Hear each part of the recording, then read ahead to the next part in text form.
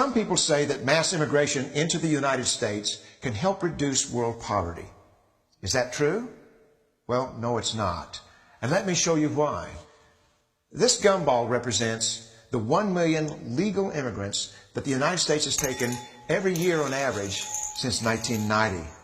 Now, who in the world deserves our humanitarian compassion? The World Bank has one measure of the desperately poor of the world. They make less than $2 a day. And how many people make less than $2 a day in the world? We'll start with Africa. In Africa alone, there are 650 million people who make less than $2 a day. 650 million. And in India, another 890 million people, desperately poor. China adds another 480 million people, making less than $2 a day. And unfortunately, the rest of Asia has a heartbreaking 810 million people who the World Bank says make less than $2 a day. And finally, there's 105 million of Latin America's population that are desperately poor. All told, the World Bank says there are 3 billion people in the world. 3 billion people who are desperately poor, making less than $2 a day. That's 3,000 gumballs.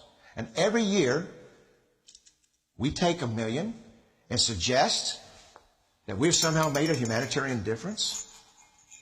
Of course, we don't pull our immigrants from these desperately poor populations, do we?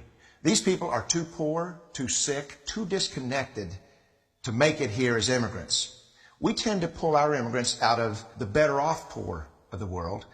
And Mexico tends to define the type of immigrant that we bring here because the plurality of people come from Mexico. And Mexico is poor. How many people in the world live in countries that have average incomes lower than that of Mexico?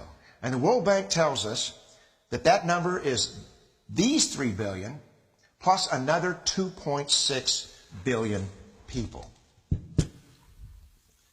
5.6 billion people in the world who live in countries with average incomes below that of Mexico. That's 5,600 gumballs.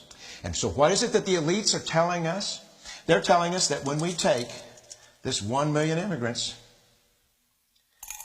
that we somehow or another are tackling world poverty. And we have to do it regardless of the effect on our unemployed, the working poor, the most vulnerable members of our society, regardless of the effect on our natural resources. Even if we went by the most radical proposals in Washington, which are to actually double our immigration to 2 million a year,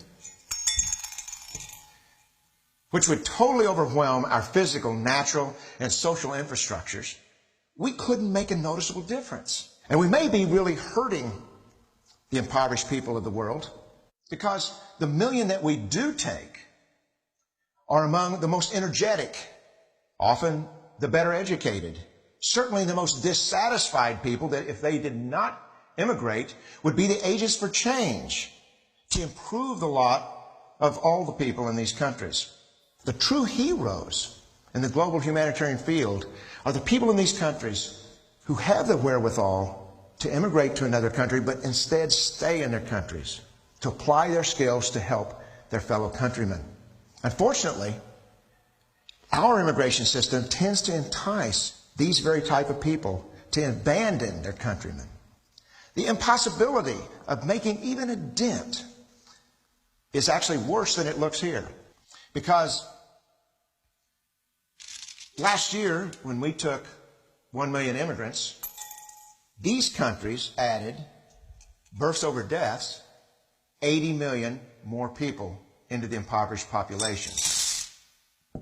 And this year, Congress is bringing in 1 million legal immigrants.